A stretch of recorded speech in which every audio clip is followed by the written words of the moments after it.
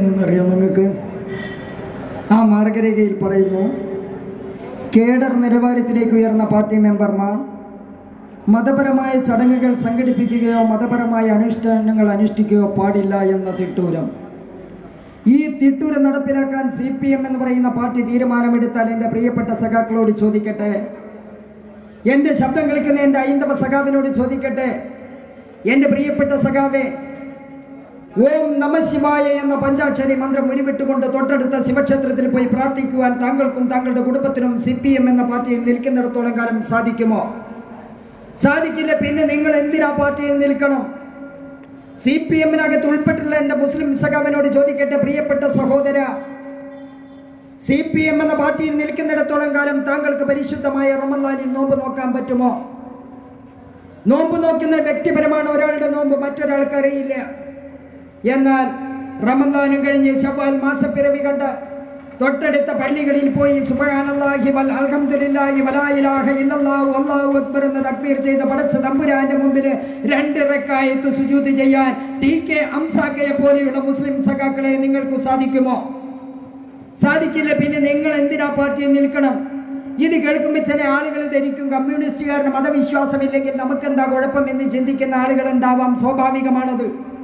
കമ്മ്യൂണിസ്റ്റുകാരനെന്നല്ല, മനുഷ്യനായി ജനിച്ചവനോ മതവിശ്വാസവും ഈശ്വര വിശ്വാസവും ഇല്ലെങ്കിൽ അത് രാജ്യത്തിന് അപകടമാണ് കൂട്ടരെ. എന്തുകൊണ്ട്? ഒറ്റ വാക്കിൽ പറഞ്ഞാൽ പടച്ചോനെ പേടിയുള്ളവനെ പടപ്പുകളെ പേടിക്കും. കമ്മ്യൂണിസ്റ്റുകാരെ പിന്നിൽ ഇത് കൊണ്ടുവന്നതിന് പിന്നിൽ ഒരു ഇടൻ അജണ്ട ഉണ്ട്. എന്താ അജണ്ട എന്നറിയോ നിങ്ങൾ?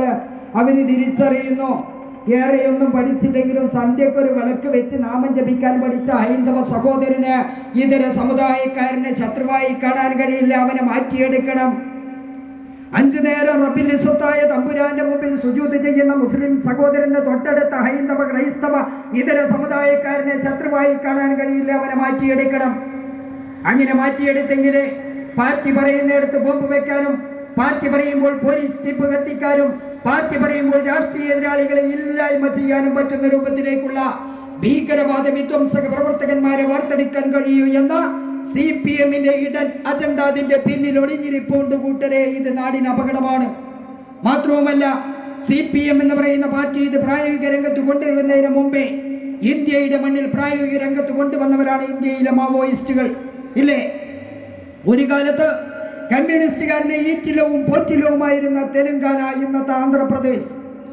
ആ ആന്ധ്രാപ്രദേശിലെ നെണ്ടേവാടിയിലെ ഗ്രാമീണ ജനത മാവോയിസ്റ്റ് ഭീഷണി ഭയന്നുകൊണ്ട് ഭയവിഹുലരായി ജീവിക്കുന്ന ചിത്രം ആന്ധ്രയുടെ മണ്ണിൽ കാണുന്നു. ബംഗാളിന്റെ മണ്ണിൽ അവൻ കമ്മ്യൂണിസ്റ്റുകാരനാണെങ്കിലും മനുഷ്യനാണ്. ബംഗാളിലെ കമ്മ്യൂണിസ്റ്റുകാരന്റെ കബന്ധങ്ങൾ കൊണ്ട് പന്താടുകയാണ് ബംഗാളിലെ മാവോയിസ്റ്റുകൾ. മാത്രവുമല്ല കൂട്ടരെ, തീവ്രവാദവും ഭീകരവാദവും ഒരു രാജ്യത്തെയും മുന്നോട്ട് നയിച്ച ചരിത്രം ഇന്നുവരെ കേട്ടുകേൾവിയില്ല. ഒട്ടേറെ അനുഭവങ്ങൾ നമുക്ക് മുന്നിലുണ്ട്.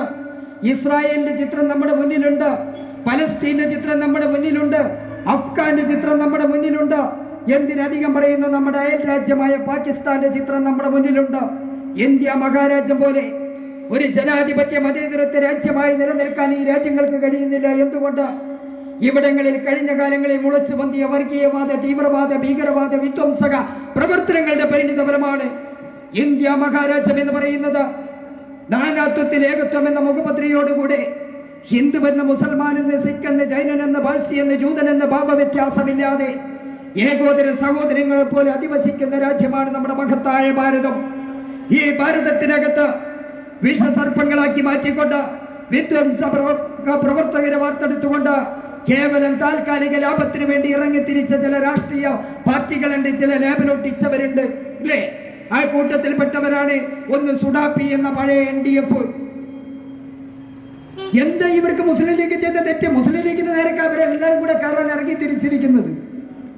NDF-കാരന് ചെയ്ത തെറ്റെന്താ? സുഡാപ്പിക്കാരന്. എന്തിനാ പലരും സുഡാപ്പി ആവണമെന്ന് അറിയോ നിങ്ങൾക്ക്? നിങ്ങളെ നാട്ടിലുണ്ടായിട്ടുണ്ടെന്നാണ് എൻ്റെ അറിവ്. ചില ആളുകൾ പെണ്ണെട്ടാൻ വേണ്ടിയിട്ടാണ് NDF ആകുന്നത്. നല്ല ചൊറുക്കുള്ള പെൺകുട്ടികളെ ഏതെങ്കിലും അപ്പുറത്തെ മതത്തിലുണ്ടെങ്കിൽ അതിനൊന്നിനെ സ്വന്തമാക്കണം എന്ന ഉദ്ദേശം വെച്ചിട്ടാണ് ചില ആളുകൾ NDF ആക്കണേ. അല്ലാതെ അവൻ്റെ ദീനീബോധം കൊണ്ടോ മതബോധം കൊണ്ടോ രാഷ്ട്രബോധം കൊണ്ടോ അല്ല. ഇത് നിങ്ങളെ എങ്ങോട്ടാ കൊണ്ടു ചെന്നെത്തിക്കുക? എവിടേക്കാ നിങ്ങളെ കൊണ്ടു ചെന്നെത്തിക്കുക? നിങ്ങൾ ആരെ കല്യാണം കഴിക്കുന്നു, ആരോട് ജീവിത പങ്കാളിയായി തിരഞ്ഞെടുക്കുന്നു എന്നുള്ളതല്ല വിഷയം. മറിച്ച് രാജ്യത്തെ സമാധാന അന്തരീക്ഷം, രാജ്യത്തെ സ്വൈര്യ ജീവിതം, രാജ്യത്തിന്റെ അഖണ്ഡതയ്ക്ക് കടക്കൽ കത്തിവെക്കുന്ന രൂപത്തിലേക്കുള്ള വിധ്വംസക പ്രവർത്തനത്തിന്റെ വക്താക്കളായിട്ട് നിങ്ങൾ മാറിക്കൊണ്ടിരിക്കുകയാണ് അല്ലേ? NDF എന്താ പറഞ്ഞത്? മുസ്ലിം ലീഗിന് ബദലായിട്ട് വന്നതാ NDF. എന്തിന്റെ പേരിലാണ് മുസ്ലിം ലീഗ് എവിടെയോടെ കൈവെട്ടാൻ പോയത്? ഇസ്ലാമിന്റെ ഏത് വേദഗ്രന്ഥത്തിലാണ് അത് പറഞ്ഞിട്ടുള്ളത്? എവിടെയാണ് പറഞ്ഞിട്ടുള്ളത്? ഒരു വേദഗ്രന്ഥത്തിലും പറഞ്ഞിട്ടില്ല. ഹൈന്ദവ വേദഗ്രന്ഥത്തെ പറഞ്ഞിട്ടില്ല, ബൈബിളിൽ പറഞ്ഞിട്ടില്ല, ഖുർആനിൽ പറഞ്ഞിട്ടില്ല. കൈവെട്ടാൻ പറഞ്ഞിട്ടുണ്ടാ കൈവെട്ടണ പാർട്ടി. എന്താ നിങ്ങൾക്ക് അതുകൊണ്ട് ലാഭം? ഒരു ജനാധിപത്യ രീതിയിൽ തെരഞ്ഞെടുക്കപ്പെട്ട ഒരു ഗവൺമെന്റിനകത്ത്, പ്രത്യേകിച്ചും ഇന്ത്യക്കകത്ത് ഏത് സമുദായമായാലും ഏത് മതമായാലും ഭരിക്കുന്ന ഗവൺമെന്റിന് അനുകൂലമായിക്കൊണ്ട് ആ ഗവൺമെന്റിനെ കീഴ്പ്പെട്ട് ജീവിക്കണമെന്നാണ് മുഴുവൻ ഭരണഘടനകളും ഈ രാജ്യത്ത് വിഭാവനം ചെയ്തത്. പിന്നെ MDF-കാരന് മാത്രം ഇവിടുന്ന് ഒരു പ്രത്യേക ഖുർആൻ കിട്ടി, പ്രത്യേക ബൈബിൾ കിട്ടി, പ്രത്യേക ഗീത കിട്ടി. എവിടുന്നാ കിട്ടിയത്? നിങ്ങളുടെ ഈ പ്രവൃത്തി കൊണ്ട് ഈ രാജ്യത്തിനുണ്ടായ നേട്ടം എന്താ കൂട്ടരെ? ഒരു സമുദായത്തിന് ചെറുപ്പക്കാരെ മുഴുവൻ മോശക്കാരാക്കി ചിത്രീകരിക്കാൻ വേണ്ടി ഒരു കൂട്ടർ NDF, വേറൊരു കൂട്ടർ RSS. നിങ്ങൾ എന്താ ഈ രാജ്യത്തിന് സമ്മാനിച്ചത്? അത് പറ. നിങ്ങൾക്ക് ഈ രാജ്യത്ത് നിന്നുകൊണ്ട് ഈ തീർമാനങ്ങൾ നടത്താൻ അവസരമൊരുക്കുന്നതിന് വലിയ പങ്ക് വഹിച്ചത് ഈ രാജ്യത്തെ മുസ്ലിം ലീഗ് പ്രസ്ഥാനം പോലുള്ള രാഷ്ട്രീയ പ്രസ്ഥാനങ്ങളല്ലേ? എന്നിട്ട് നന്ദി വേണ്ട, നന്ദികേട് കാണിക്കാതിരുന്നൂടെ? നന്ദി ഏതായാലും ഇല്ല, എന്നാൽ നന്ദികേടെങ്കിലും കാണിക്കാതിരുന്നൂടെ? ഒരു മനുഷ്യന് ഏറ്റവും വലിയ ഉപകാരം ചെയ്യാൻ പറ്റിയെന്താ? മറ്റൊരാളെ ഉപദ്രവിക്കാതിരിക്കുക എന്നുള്ളതാണ്. നിങ്ങൾ എന്താ ചെയ്തുകൊണ്ടിരിക്കുന്നത്?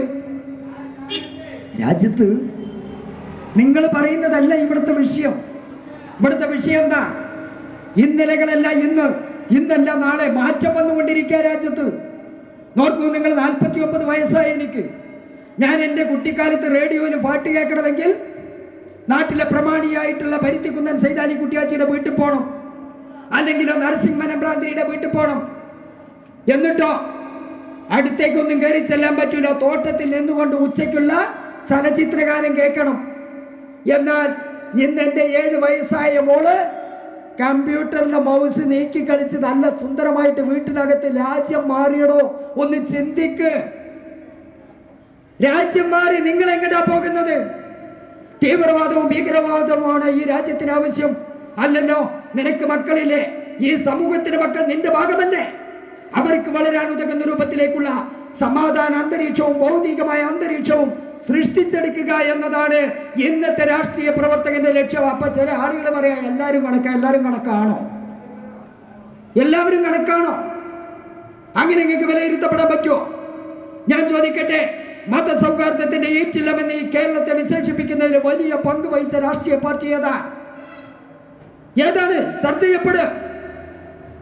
തന്റെ സർവസ്വവും നഷ്ടപ്പെട്ടാലും തന്റെ സഹോദര സമുദായത്തിന്റെ ഒരു ഓടിന്റെ കഷ്ടം പോലും നഷ്ടപ്പെടരുത് എന്ന് പറഞ്ഞ സർ സയ്യിദ് മുഹമ്മദ് അലി ശിഹാബ് തങ്ങളുടെ പ്രസ്ഥാനത്തിനാണ് ഈ കേരളത്തെ മതസൗഹാർദ്ദത്തിന്റെ ഈറ്റില്ലമെന്ന് വിശേഷിപ്പിക്കുന്നതിൽ വലിയ പങ്ക് വഹിക്കാൻ കഴിഞ്ഞിട്ടുള്ളത്.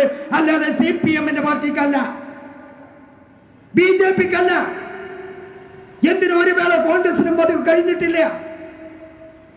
എന്നാൽ ഈ കേരളത്തിന് നമുക്കിത്ര സുഖസുന്ദരമായിട്ട് അല്ലേ? ഞാൻ ചോദിക്കട്ടെ NDF-കാരനോട്, ഇവിടെ ഇപ്പൊ എനിക്ക് മുമ്പ് സംസാരിച്ച എന്റെ പ്രിയ സ്നേഹിതൻ ഖാദർ, ഇതാ പട്ടികജാതിക്കാരനായ അയ്യപ്പനും സംസാരിക്കുന്നു. ബംഗാളിൽ പോയിട്ട് നിങ്ങളിതൊന്ന് തെരഞ്ഞു പിടിക്കൂ. ബംഗാളിൽ പോയിട്ട് നിങ്ങളൊന്ന് തെരഞ്ഞു പിടിക്കുക. ചോദിക്കട്ടെ, ഇവിടെ പട്ടികജാതിയുടെ പിന്നോക്ക ജനവിഭാഗങ്ങളുടെ മുസ്ലിങ്ങളുടെ എല്ലാം ഉന്നമനം ഞങ്ങളിലാണ് എന്ന് പറഞ്ഞ പാർട്ടിയല്ലേ CPM? ആ CPM-ന് കഴിഞ്ഞ കാലത്ത് മുസ്ലിം ലീഗിനെ തോൽപ്പിക്കാൻ വേണ്ടി സൗകര്യം ചെയ്തു കൊടുത്തോലല്ലേ സുഡാപ്പിക്കാരൻ?